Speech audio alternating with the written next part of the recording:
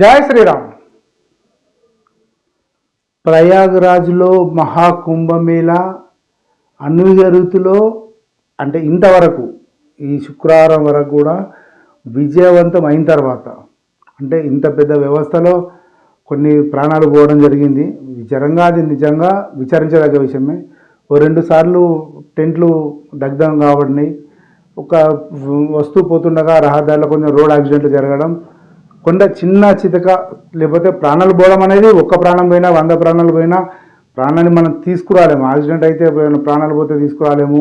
తొక్కిసలాటలో ఎవరైనా చనిపోతే వాళ్ళను మళ్ళీ తీసుకురావడం కష్టం.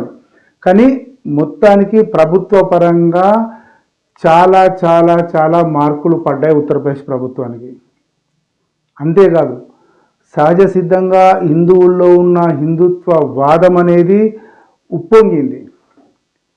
ఇది ప్రత్యక్షంగానో పరోక్షంగానో ఏదో ఒక రకంగా బీజేపీకి ప్లస్ అవుతుంది, బీజేపీకి ఓట్ గెయినింగ్ అవుతుంది. 60 కోట్ల మంది అందులో స్నానాలు చేశారంటే అక్కడికి వెళ్ళిన వాళ్ళందరూ చాలామంది ఎవరిని అడిగినా కూడా ఉత్తరప్రదేశ్ గవర్నమెంట్ యొక్క పనితీరు బాగుంది, చాలా బాగా చూసుకున్నారు, ఎక్కడ ఇబ్బంది కలగలేదు, కొంత నడవడం జరిగింది, ఒక్కోసారి ట్రాఫిక్ అంత పెద్ద కాకుండా ఉంటుందా అని చెప్పి ఎవరైనా కూడా పాజిటివ్గానే మాట్లాడారు. కానీ నెగటివ్గా మాట్లాడిన వారు ఎవరే ఇది ఎక్కడ ఈ ప్రోగ్రామ్ ఇది ఎందుకు పోయినా అనవసరంగా పోయినామని అన్నవారు ఎవరు లేరు.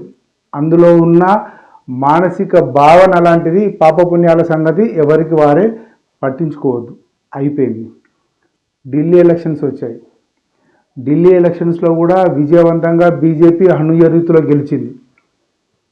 ఒక రకంగా బీజేపీ గెలిచిందంటే చాలామంది ఏమనుకుంటారంటే హిందుత్వవాదమే గెలిచింది అన్న ఫీలింగ్కి వచ్చేస్తారు. సరే, అలా అనుకున్న వాళ్ళు అనుకోండి, మనకు సంబంధం లేని విషయం అది. దీనితో పాటుగా ఈ మధ్యకాలంలో ఒక సినిమా రిలీజ్ అయింది, చావా. షేక్ చేస్తుంది, వాస్తవంగా బాలీవుడ్ మొత్తం షేక్ చేస్తుంది. ప్రపంచ దేశాల్లో ఉన్న హిందువులందరూ, భారతీయులందరూ కూడా, భారతీయులు కూడా మళ్ళీ ఎన్నో ఉన్నాయి, కులాలు మతాలు ఉన్నాయి, కానీ హిందువులు ఆ సినిమాను చూడటానికి చాలా ఎక్కువగా ఇంట్రెస్ట్ చూపిస్తున్నారు. ఇదేంటో ప్రయాగరాజే సక్సెస్ అయింది అంటే, ప్రయాగరాజ్ సక్సెస్ కావడంతో పాటుగా మళ్ళీ ఢిల్లీ ఎన్నికలు అయిపోయాయి. అంటే ఢిల్లీ ఎన్నికలతో పాటుగా ఈ చావా సినిమా ఒకటి వచ్చేసి మొత్తం ఆ దేశ ప్రజలందరినీ, హిందువులందరినీ ఐక్యం చేస్తుంది అన్న విషయాన్ని గ్రహించిన కొందరు మూర్ఖ మేధావులు ఇక చావా సినిమా మీద పడ్డారు.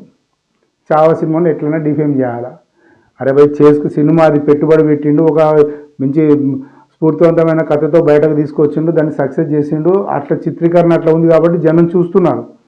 సరే, చూసిన దాంట్లో ఏంటంటే చూస్తే చరిత్ర మొత్తం వాళ్ళకి తెలిసిపోతుంది. సినిమా చూడడం వల్ల వేరే వాళ్ళకి వచ్చే నష్టమే లేదు. వారు అన్నది ఎవరికి చెప్తాను, వారు అన్నదాన్ని కూడా మనం ఎవరైనా వివరణ తీసుకోవాలి. వారికి ఎలాంటి నష్టం లేదు. సినిమా ఎన్ని సినిమాలు సక్సెస్ కాలేదు, కొన్ని 100 సినిమాలు సక్సెస్ అవుతాయి, వేరే సినిమాలు సక్సెస్ అవుతాయి. అలాంటి సినిమాలు నష్టం లాభం వచ్చినా నష్టం వచ్చినా బాక్స్ ఆఫీస్ షేక్ చేసినా పెద్ద ఇబ్బంది ఏమి ఉండదు. కానీ ఇలాంటి సినిమాలు సక్సెస్ అయితే ఎక్కడ గత చరిత్ర భారతదేశ ప్రజలకు, ముఖ్యంగా భారతీయ హిందువులకు తెలిసిపోతుందో, ఇంతకాలం స్వాతంత్రం వచ్చిన నుండి నొక్కి నొక్కి నొక్కి నొక్కి పెట్టిన చరిత్ర ఎప్పుడు బయటకు వచ్చి ఇప్పుడు వాళ్ళందరూ రియలైజ్ అయిపోతే ఇక మన బ్యాలెట్ డబ్బాలో మన్నే అని ఆలోచించిన కొందరు అతి మేధావులు, ముఖ్యంగా ఈ మధ్య వింటున్నాం కదా, ట్రంప్ కూడా విదేశీ ఫండ్స్ వచ్చాయి, జో బైడెన్ పంపించాడని. అలాంటి నిధులకు ఆశపడ్డ కొందరు మేధావులు, మూర్ఖ మేధావులు, వాళ్ళు మూర్ఖులే కానీ మేధావులు, ఆ మేధావులు హిందుత్వం మీద, అంటే ముఖ్యంగా ఇలాంటి హిందూ వీరుల మీద చెడు ప్రచారం చేయడానికి సిద్ధంగా ఉన్నారు. ఆ రకంగా ప్రచారం జరుగుతుంది. అదేంటంటే శివాజీ బహుజనుడు, శివాజీ, అరే బహుజనుడు అనేది ఇప్పుడు చెప్తున్నారు. బహుజనుడు అని చెప్పి అతను పుట్టుకతోటే తెలుసు కదా, అతనికి ఆ వాళ్ళు రాలేరు, వీళ్ళు రాలేరు, వాళ్ళు పట్టాభిషేకం చేయలేరు. ఎన్ని రకాలుగా అంటే ముక్కలు ముక్కలుగా చేయడానికి, హిందుత్వాన్ని ముక్కలు ముక్కలుగా చేయడానికి వాళ్ళు ఆలోచిస్తున్న తీరు ఇలా ఉంది. దయచేసి దీన్ని చాలామంది గమనించండి. ఈ వారు అన్నది ఏంటంటే కొందరు సోకాళ్ళు మేధావులుగా చెప్పుకునే ఎర్ర మనుషులు, అందులో కమ్యూనిస్టులు ప్రథమ భాగంలో ఉంటారు. కమ్యూనిజానికి సంబంధించిన మీడియా కూడా ఇందులో భాగస్వామ్యం అవుతుంది. అంటే ప్రచారం చేయడానికి వాళ్ళని చెప్పాలనుకుంటే పెద్ద ముచ్చట కాదు. మీరు ఎన్నో చెప్తున్నారు, కానీ నేను కూడా చెప్తాను, అసలు నిజంగా ఈ ఎర్ర జెండా పుట్టింది లేదా కార్మిక ఉద్యమాలు పుట్టినాయి ఇవన్నీ పుట్టినాయి ఎక్కడో అమెరికాలో కాదు, ఈ యొక్క భారతదేశంలోనే. అది 1800 సంవత్సరంలో కాదు, 18వ శతాబ్దంలో కాదు, 1600వ శతాబ్దంలోనే. అప్పుడు శంభాజీ ఇట్లా ఔరంగజేబు రక్తాన్ని కోరుతుంటే చేస్తుంటే ఆ రక్తం బయటకు వచ్చింది, మొత్తం కారిపోతుంటే ఆ కారిపోయిందని కూడా వీరోచితంగా తన పంచతో ఇట్లా తీసి చూపెడితే అది ఎర్ర ఉన్నది. అప్పటి నుంచి ఎర్ర రంగు పుట్టింది. అప్పుడే అదంతా మార్పుకు కారణం ఏందని చెప్పని నేను కూడా చెప్పొచ్చు, ఇంకెవరైనా చెప్పొచ్చు.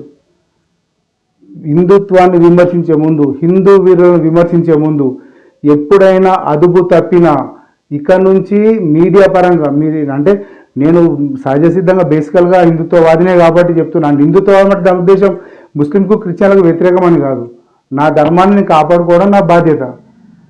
అట్లా వాళ్ళ ముస్లింలు కూడా వాళ్ళ ధర్మాన్ని వాళ్ళు కాపాడుకోవడం బాధ్యతనే. క్రిస్టియన్లు కూడా అంతే. అందరం కలిసి సమిష్టిగా ముందుకు పోయే క్రమంలో కబాబ్ మే హడ్డీ దాల్లేకి కమ్యూనిస్ట్. కాబట్టి ఇది చాలా ఆలోచించదగ్గ విషయం. ఇలాంటి నెగటివ్ పబ్లిసిటీ, చిల్లర పబ్లిసిటీ చేస్తే హిందుత్వ భావాలు ఉన్నాడు రైట్ వింగ్ ఆర్గనైజేషన్స్ ఏవి కూడా, మీడియా కూడా ఒప్పుకోదు అన్న విషయాన్ని చెప్పడానికే ఈ వీడియో చేయడం జరుగుతుంది. జై శ్రీరామ్.